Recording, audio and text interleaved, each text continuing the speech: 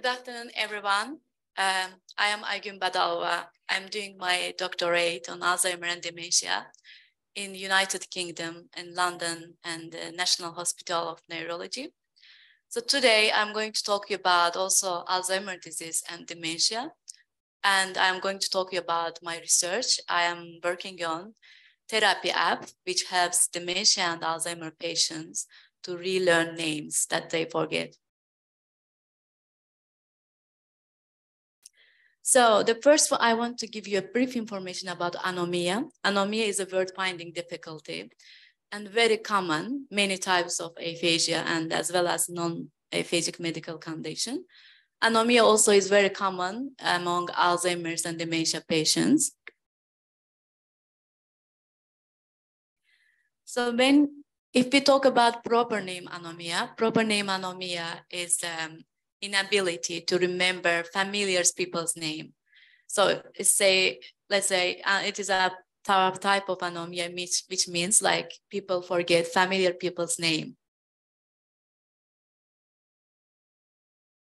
So we have been told by many people, carers and people who live with Alzheimer and dementia patients that proper name anomia is also very common among Alzheimer patients and dementia patients. And it can lead a lot of problems. For example, they can have difficulty in communication and it can lead social isolation, can affect negatively their relationship with their family members, friends. Can you imagine if we forget someone's name we know very well? So it's very embarrassing and upsetting. So what we can do, we will avoid to talk to them, right? Actually, we all are anomic in real life. We sometimes forget people's name, but these people are not our close people, family members or like neighbors. We know them like 20 years. But when it comes like people diagnosed with dementia and Alzheimer, and when they have proper name anomia, it's very challenging because their proper name anomia is based on the familiar people. They share their house, but they know who they are. They recognize, yes, my family member, son, daughter, or grandson. But it's a problem. They can't produce their name. So it can lead a lot of problem, as I mentioned. So also decades ago, one of the professor did some study and she found very significant results. She kind of, in a traditional way, gets one dementia and Alzheimer patient and taught them to relearn familiar people's name. It was just like 6 weeks therapy. She used to go to the patient's house or patient used to visit the hospital. And there was a photographs of people, like let's say family members, he wanted to relearn. And she was asking, who is this? Who is this? And they did the like practice for 6 weeks. And this Claire, the professor, she got amazing results. So me and my team, I'm going to introduce you later, we inspired from this study after 10 years. And we developed therapy app. So our study inclusion criteria are, we are looking for this research, mild, moderate, and severe Alzheimer disease. And they need to have proper name anomia, and also they need to be able to visit our hospital. So how our therapy app works, it's based on errorless learning technique. And we have also space retrieval, which we give time them to retrieve the names. And they practice one phase 1 day. I will show you. So this is our therapy app. Like, as you see like this, it's a tablet. We lend them during the 6 weeks. They get our tablet and the app is inside their tablet. So in their own house, they practice the faces because we get their family members' photos. They say that, yeah, we want to relearn these people's name or like some familiar other people's. So we add these photos to the app and we give them the tablet and they take it to home and 6 weeks they practice. So as I said, this is called Gotcha and it's a computerized confrontation naming therapy app and it is based on error learning principle. And imagine, it's just a brief information how it looks like. Once they tap the app and then app opens in the tablet, and let's say it is someone's grandson photo. So what they do, then once they start to like daily therapy, the photo will pop in the screen and they first will hear the first who cue let's say this is named Henry, they will hear Henry as a whole cue with their own audios, because once they are coming to our site, we get their how they pronounce the name. Then they need to respond back Henry. So second time, they will hear just initial phoneme, he, so just to help them to remember the face. But they need to respond full name, Henry, back. And if they do successfully, it will take them the third part without any cue, but they need to respond Henry back again. They will not get any help. So once they respond this successfully, the app straight away will go to the other page, and they will have a chance to play a game. So we have 2 games in our app, which is good for interaction, and also we want to put their attention on that app, you know. We give them time to retry. So I'm going to show you how it looks like.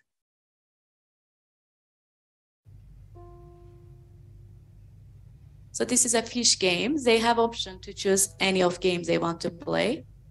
So they need to feed the fish. So it's like, it starts like 1 minute, 2 minutes, 4 minutes, and 8 minutes while they are practicing.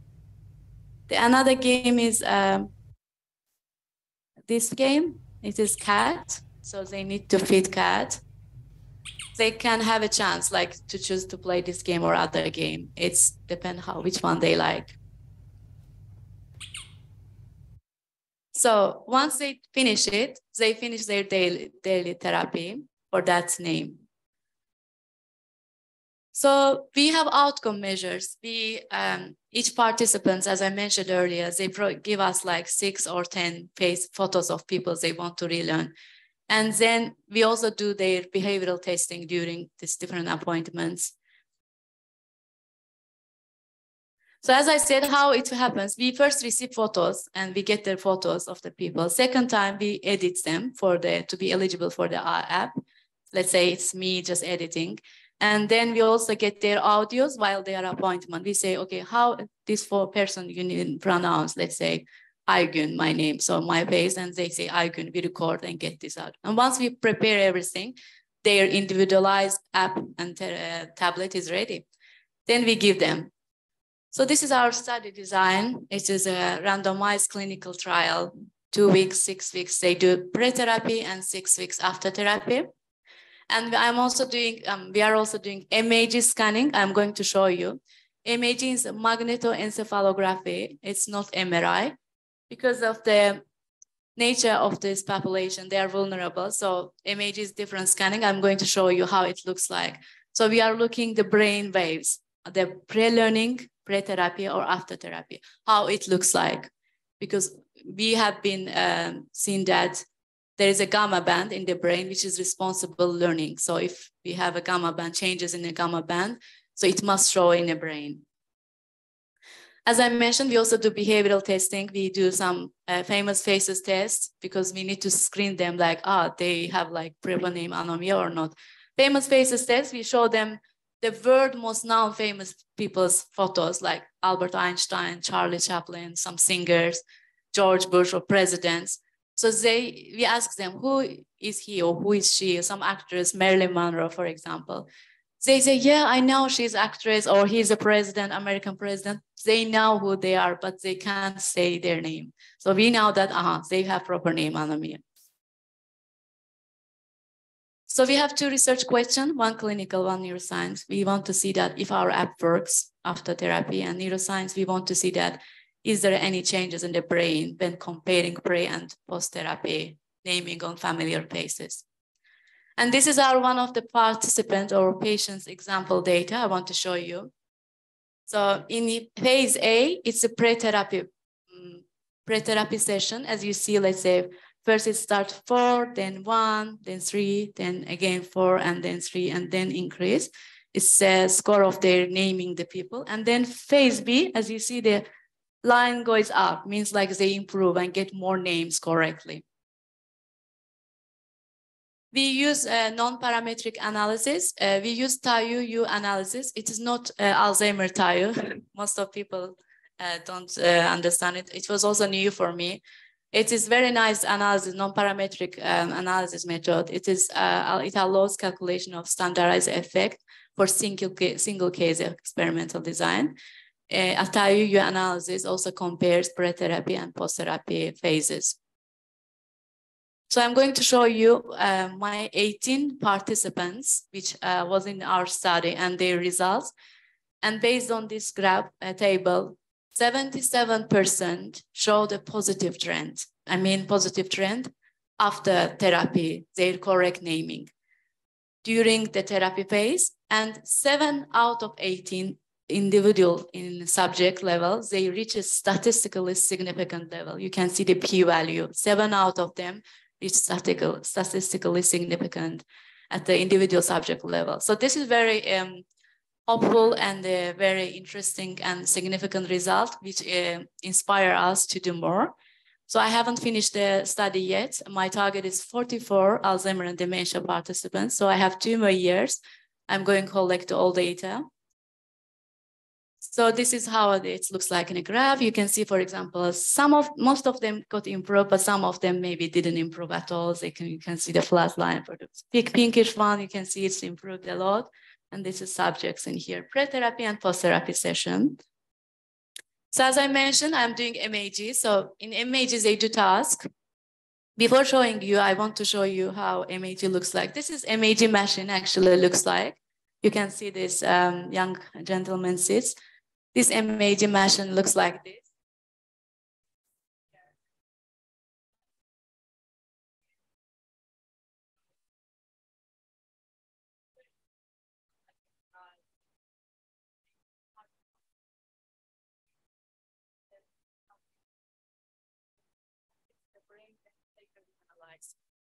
So that's why we chose MAG in order to look at brain waves, because MAG magnetoencephalography give us the neurophysiological changes in the brain. And also another reason, because of this patient, they are like 85, 79, and also because of their disease, they are not like, adaptable. So MAG machine and MAG scanning gives us a chance to get correct data, because, the artifacts are hard to analyze later. And this middle picture, you can see how it looks like. They just sit comfortably. It's like 25, 30 minutes task. We do 2 times MAG, pre-therapy, and after 6 weeks, post-therapy, to see the differences. And this is my MAG results. So we got some nice results, but it's not full participants results, just 8 participants results I analyzed up to date, because I'm going to analyze 10 more later. So we got some activation in frontal part. In the blue outlined part are hippocampus area.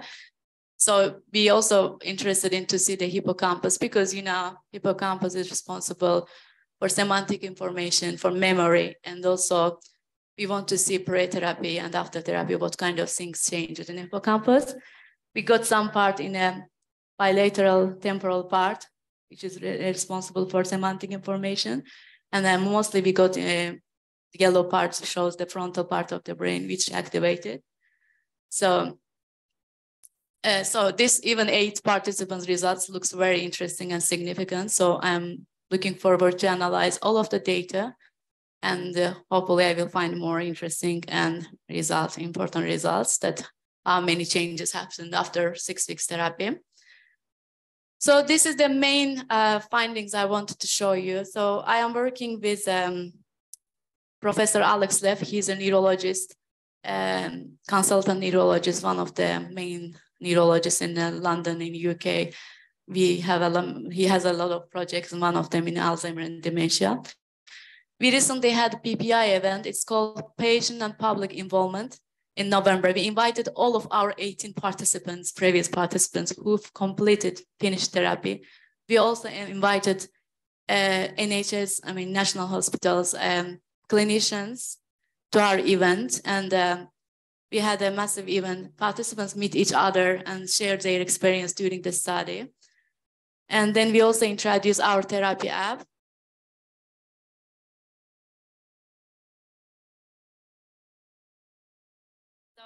We also introduced we wanted to get their feedbacks.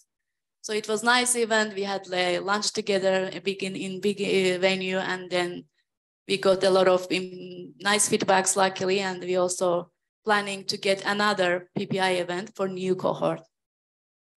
So thank you very much. It was very interesting to talk to you. And as you know, currently, I just wanted to say that there was a massive earthquake in Turkey and Syria. So I want to just pray for them, and thank you very much for your support as a Greek government.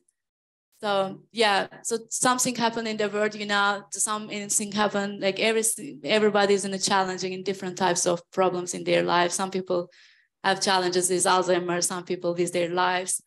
So yeah, we must be strong, we must learn, and we must be educated in order to prevent all the future disaster, either in our medical life, I mean health, or in a real life. So thank you very much. I highly appreciate. Thank you very much for your interesting presentation. I think we have a question from the internet. Is it okay? Can we proceed? Myself? Or the internet? Somebody? On behalf, is this app available for iPhone and Android? Will it be commercialized?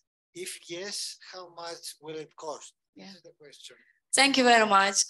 As I haven't finished my whole data set, of course, I need to added this one. This is a future plan. Thanks for the question. That's a very interesting question. This is one of our purpose. Once we collect all these 44 participants' data and finish study after 2 years, like approximately 2024, end of December, I will done my study. And once hopefully it looks like we will get amazing results. So we are our aim is to make it publicly available. It's going to be free, and we will get support from maybe United Kingdom National Health. So this is our aim. Once we complete the study, we want to make it publicly available, because this question always has been asked for me, because most of people, we want to make it available and they can make, let's say, their family members this how individualized at home. They can just download Gotcha app, and then they can add photos, and then they can practice, let's say, give the carers, or like if they live with Alzheimer patients. Yeah, this is our goal. Hopefully it will be publicly available once we finish the study. Thank you very much. Do we have other questions from the audience here? We have a couple. Yeah.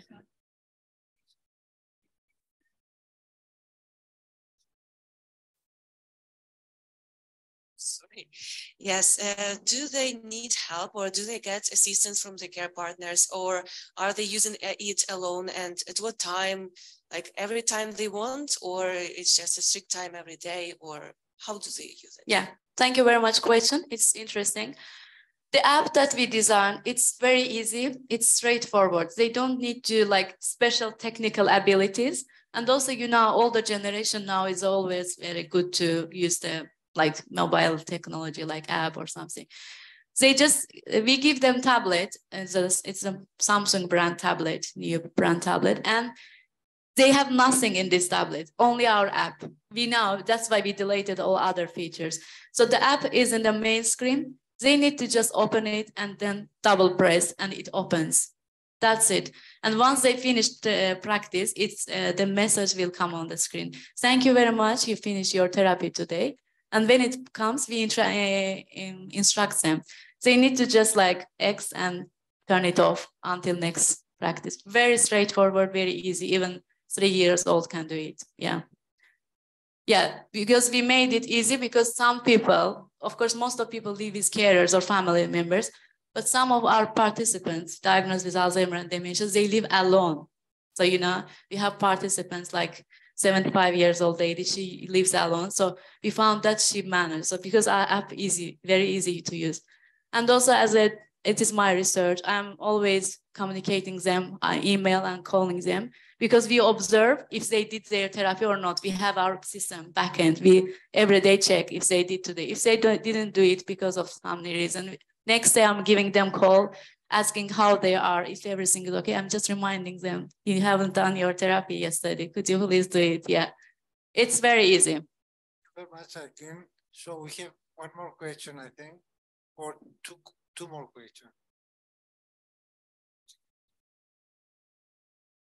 Hey, really great talk. I just have a question. Do you think you could use the same methodology for learning objects, for example? Like in the World Alzheimer report, people who have a red kettle, for example, it breaks and they get a white kettle, they don't always recognize that it's a kettle due to the stage of their condition. I was wondering if you could use the same methodology to learn objects and then help promote independence that way, or if it was just an innate ability to remember faces. Thank you, Lush. It's an interesting question. Actually, this is based on errorless learning techniques method. You can Google it and find more. And this technique, I mean, not this app, this technique had been used ADHD children, attention deficit hyperactivity disorder children who has, they have they can't learn things easily. So yeah, it can implement, but, another group of researchers needs to think about it. For my research, I'm currently focusing on proper name anomia because names are very, very important than objects, especially, we don't want Alzheimer and dementia patient to feel more anxious, depressed, because it can deteriorate their disease progression. So that's my research question. I'm focused on proper name anomia. Yes, if other research group want to be interested in, they can use the same technique, learning object. It's going to be another research. Yeah, why not? We have one more question. This one. Thanks very much. I just have one question. Are you doing cognitive testing at baseline and then after the intervention as well? Yes, thank you very much. Yes, exactly. We want to think if this therapy during these 6 weeks also improve their cognitive abilities. But as far as I would say, there is a slight changes, not much. But who knows, maybe after the group analysis, whole group. But we do ACE test. I don't know you are aware, Edinburgh Cognitive Examination test. Yeah. We do this test, yes. And we do like digit span and then attention test and short-term memory test. Yeah, we do in a baseline, first appointment and last appointment. Yeah, we do. Thanks very much. Okay. And they perform in the game as a task, or is it just at rest? Yes, exactly. The MAG task, they sit in MAG scanning machine. I'm going to show you. They exactly, it's going to be presented in a Windows screen, not tablet. So they sit in the machine and they see the faces mixed with famous faces, famous people faces, and mix the faces they trained, they practice. So there will be, like I said, 5 trials. Let's say they will see the Einstein photos, Charlie Chaplin photos, and then grandson photos, and then another famous person, and then mixed photos. Yeah. And they, in MAG machine, when the face comes up the screen, they just need to look at and say the name of the person. If not, they say, I don't know. This is a task. Thank you very much. The time is over. You can go on during the break. Thank you very much for your presentation. Thank you. My pleasure. Everybody.